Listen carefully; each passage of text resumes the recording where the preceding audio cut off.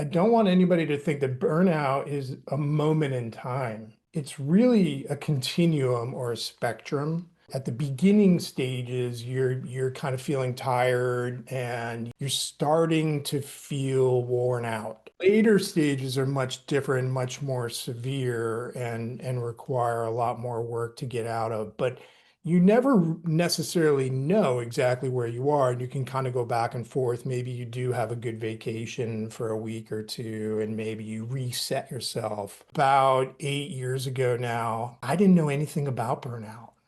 I didn't even Mm, know I was in it. If I had spoken with someone from the outside, they probably would have, helped me. They probably would have said, "Hey, man, you sound like you're burning out."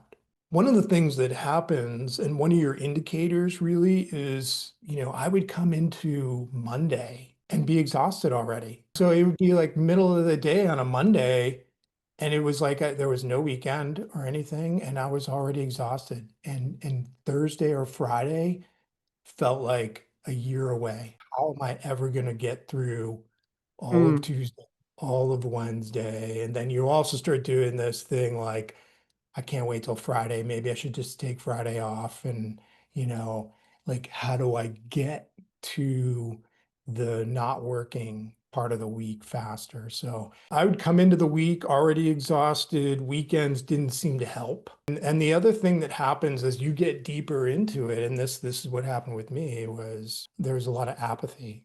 The example I like to use is in a normal environment, if your boss sends you an email, you're paying attention and you usually reply pretty quickly. You want to be responsive, especially with your boss. My boss would email me and I'd look at it and I'd just kind of, whatever. And it was mm, like that with a lot of things, people would ask me mm, things, and I was just like, you know, whatever, didn't care. So it's pretty dangerous to let yourself continue into that cycle because it yeah. does get worse unless you do something about it.